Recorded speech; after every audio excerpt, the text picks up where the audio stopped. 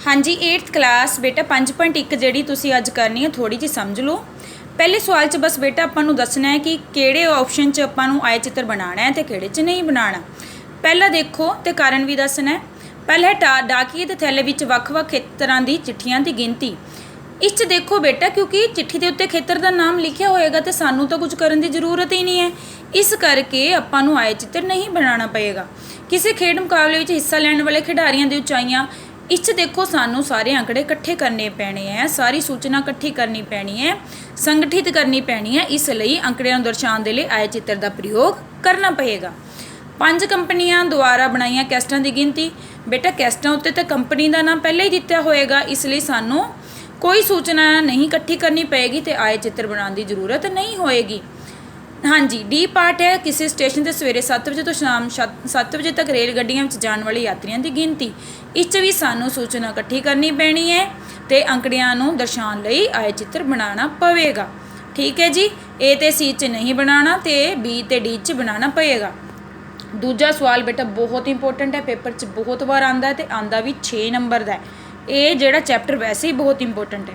ਇਸ 'ਚ ਇੱਕ ਤਾਂ ਆਪਾਂ ਨੇ ਬਣਾਉਣੀ ਹੈ ਬਾਰੰਬਾਰਤਾ ਵੰਡ ਸਾਰਣੀ, 3 ਨੰਬਰ ਦੀ ਇਹ ਆ ਜਾਂਦੀ ਹੈ। ਇੱਕ ਆਪਾਂ ਨੂੰ ਬਣਾਉਣਾ ਇਸ 'ਚ ਬਾਰ ਗ੍ਰਾਫ ਤੇ ਇਹ ਵੀ ਬੇਟਾ ਸਾਡਾ 3 ਨੰਬਰ ਦਾ ਆਉਂਦਾ ਤੇ ਟੋਟਲ ਇਹ ਵਾਲਾ ਸਵਾਲ ਜਿਹੜਾ ਤੁਹਾਡਾ ਪੇਪਰ 'ਚ ਆ ਜਾਂਦਾ 6 ਨੰਬਰ ਦਾ। ਹੁਣ ਤੁਸੀਂ ਦੇਖੋ ਬਾਰੰਬਾਰਤਾ ਵੰਡ ਸਾਰਣੀ ਬੇਟਾ ਕਿਵੇਂ ਬਣਾਉਣੀ ਹੈ। ਇਸ 'ਚ ਬਾਰੰਬਾਰਤਾ ਵੰਡ ਸਾਰਣੀ ਬਣਾਉਣ ਲਈ ਸਾਨੂੰ 3 ਕੋਲਮ ਬਣਾਉਣੇ ਪੈਂਦੇ ਹੈ। ਪਹਿਲਾ ਕੋਲਮ ਤਾਂ ਖਰੀਦਾਰ 4 ਤਰ੍ਹਾਂ ਦੇ ਹੈ। ਠੀਕ ਹੈ ਜੀ, ਪੁरुष औरतां लड़के लड़कियां M W B ਤੇ G। ਫਿਰ ਮਿਲਾਨ ਚਿੰਨ੍ਹ ਦਾ ਕੋਲਮ ਆਉਂਦਾ, ਫਿਰ ਖਰੀਦਾਰਾਂ ਦੀ ਸੰਖਿਆ। ਮਿਲਾਨ ਚਿੰਨ੍ਹ ਦਾ ਕੋਲਮ ਬਣਾਉਣ ਲਈ ਸਭ ਤੋਂ ਪਹਿਲੇ ਆਪਾਂ ਨੂੰ ਕਾਊਂਟ ਕਰਨਾ ਪਏਗਾ ਕਿ ਸਾਰੇ ਕਿੰਨੀ ਹੈ ਸੰਖਿਆ। ਮੰਨ ਲਓ ਆਪਾਂ ਪਹਿਲੇ M ਕਾਊਂਟ ਕਰੀਏ ਬੇਟਾ, ਦੇਖੋ 1 2 3 4 5 6 7 8 9 10 11 12 13 14 15। M 15 ਹੈ ਤੇ ਆਪਾਂ ਨੂੰ 15 ਹੀ ਮਿਲਾਨ ਚਿੰਨ੍ਹ ਲਗਾਉਣੇ ਪੈਣੇ ਹੈ। ਠੀਕ ਹੈ ਜੀ, ਦੇਖੋ ਮਿਲਾਨ ਚਿੰਨ੍ਹ ਕਿਵੇਂ ਲਗਾਉਂਦੇ ਹੈ। ਇਹਦੀਆਂ ਇਹ ਲਾਈਨਾਂ 4 ਲਾਈਨਾਂ ਤਾਂ ਬੇਟਾ ਸਿੱਧੀਆਂ 1 2 3 4, ਪੰਜਵੀਂ ਨਾ ਇਹਨਾਂ ਨੂੰ ਕੱਟਦੀ ਹੋਈ ਲਗਾਉਣੀ ਹੁੰਦੀ ਹੈ। ਠੀਕ ਹੈ ਜੀ, ਇਹ 5 ਲਗਾਈਆਂ ਇਸ ਤਰ੍ਹਾਂ ਹੀ 5 5 10 ਤੇ 5 15। ਇਹ 15 ਹੋ ਗਈਆਂ ਤੇ ਹੁਣ ਖਰੀਦਾਰਾਂ ਦੀ ਇੱਥੇ ਸੰਖਿਆ ਲਿਖ ਲੈਣੀ ਹੈ। ਇਹ ਕਿੰਨੀ ਲਿਖ ਲਈ ਆਪਾਂ ਨੇ 15। ਹੁਣ ਇਹ ਔਰਤਾਂ ਜੇ W ਗਿਣੀ ਹੈ, W ਹੈਗੇ ਸਾਡੇ ਕੋਲ 28। ਠੀਕ ਹੈ ਜੀ, ਇਹ ਵੀ ਇਸੇ ਤਰ੍ਹਾਂ 5 5 ਦੇ ਪੇਅਰ ਬਣਾਉਣੇ ਹੈ। 5 10 15 20 25 26 27 28 28 ਹੋ ਗਏ। B ਆਪਾਂ ਗਿਣੀਏ ਤਾਂ 5 ਹੋ ਜਾਣਗੇ ਤੇ 5 ਆਪਾਂ ਨੂੰ ਮਿਲਾਨ ਚਿੰਨ੍ਹ ਲਗਾਏ ਤੇ ਇੱਥੇ ਸੰਖਿਆ ਲਿਖਤੀ। ਲੜਕੀਆਂ ਜੇ ਆਪਾਂ ਗਿਣੀਏ ਤੇ 12 ਹੋਣਗੀਆਂ। ਜੀ ਗਿਣਨਾ ਤੁਸੀਂ ਆਪ ਗਿਣਨੇ ਹੈ ਤੇ ਇਹ ਹੋਣਗੀ 12, ਇੱਥੇ 12 ਨਿਸ਼ਾਨ ਲਗਾਏ ਤੇ 12। ਫਿਰ ਦੇਖੋ ਬਾਰ ਗ੍ਰਾਫ ਬਣਾਉਣ ਲਈ ਬੇਟਾ ਦੇਖੋ ਸਭ ਤੋਂ ਪਹਿਲੇ ਤੁਹਾਨੂੰ ਇਹ 2 ਲਾਈਨਸ ਲਗਾਉਣੀ ਪੈਣੀ ਹੈ। ਠੀਕ ਹੈ ਜੀ, ਇੱਕ ਤਾਂ ਇਹ ਹੇਠਾਂ ਵਾਲੀ ਲਗਾਉਣੀ ਪੈਣੀ ਹੈ, ਇਹ ਵਾਲੀ ਲਗਾਉਣੀ ਪੈਣੀ ਹੈ, ਫਿਰ ਇਹ ਵਾਲੀ ਲਗਾਉਣੀ ਪੈਣੀ ਹੈ।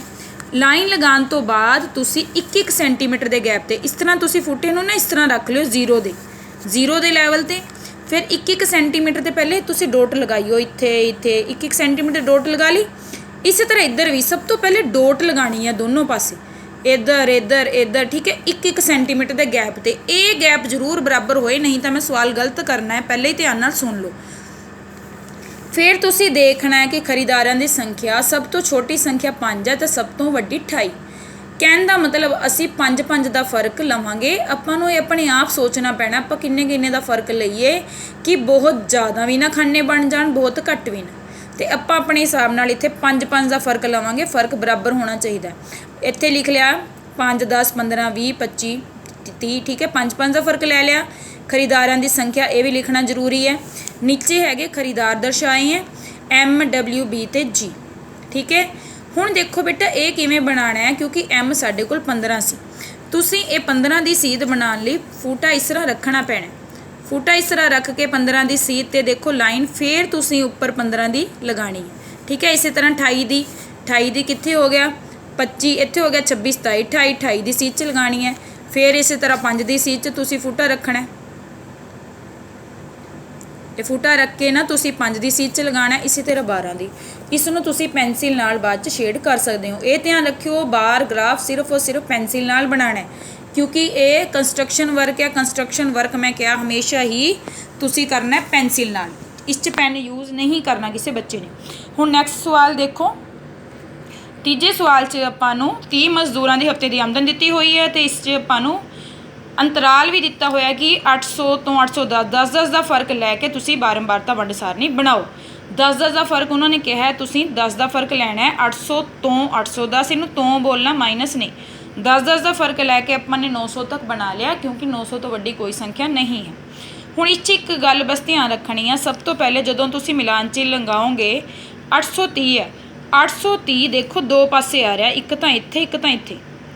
830 ਦਾ ਨਿਸ਼ਾਨ ਬੇਟਾ ਇੱਥੇ ਲੱਗੇਗਾ ਜਿੱਥੇ ਇਹ ਹੇਠਲੀ ਸੀਮਾ ਹੈ। ਇਹ ਸਾਰੀ ਹੇਠਲੀ ਸੀਮਾਵਾਂ ਹੈ, ਇਹ ਸਾਰੀ ਉੱਪਰਲੀ। ਜਿੱਥੇ ਕੋਈ ਸੰਖਿਆ ਹੇਠਲੀ ਸੀਮਾ ਹੁੰਦੀ ਹੈ ਉਸ 'ਚ ਉਹਦਾ ਨਿਸ਼ਾਨ ਲੱਗਦਾ ਹੈ। ਇਹ 800 ਤੋਂ 810 ਹੈ, ਇਸ 'ਚ 810 ਨਹੀਂ ਆਉਂਦਾ, ਇਸ 'ਚ 810 ਆਊਗਾ। ਠੀਕ ਹੈ ਜੀ। ਹੁਣ 835 ਹੈ। 835 ਸਾਨੂੰ ਪਤਾ ਹੈ 830 ਤੋਂ 840 ਦੇ ਵਿੱਚ ਆਉਂਦਾ, ਇਸ ਦੀ ਲਾਈਨ ਤਾਂ ਇੱਥੇ ਆ ਗਈ। ਇਸੇ ਤਰ੍ਹਾਂ ਇੱਕ ਇੱਕ ਕਰਕੇ ਸਾਰੇ ਆਪਾਂ ਨੇ ਦੇਖਣਾ ਹੈ ਕਿ ਕਿਹੜੇ ਵਰਗਤ ਅੰਤਰਾਲ 'ਚ ਆਉਣੇ ਹੈ, ਉਹਦਾ ਮਿਲਾਨ ਚਿੰਨ੍ਹ ਲਗਾ ਕੇ ਫਿਰ ਆਪਾਂ ਨੇ ਮਿਲਾਨ ਚਿੰਨ੍ਹ ਗਿਣ ਕੇ ਇੱਥੇ ਲਿਖ ਦੇਣੇ ਹੈ। ਠੀਕ ਹੈ ਜੀ। ਇਹ ਸਾਡੀ ਬਣ ਜਾਏਗੀ ਬਾਰੰਬਾਰਤਾ ਸਾਰਣੀ। ਨੈਕਸਟ ਸਵਾਲ ਬੇਟਾ ਮੈਂ ਦੂਜੀ ਵੀਡੀਓ 'ਚ ਸਮਝਾ ਦਾਂਗੀ। ਓਕੇ ਬੇਟਾ।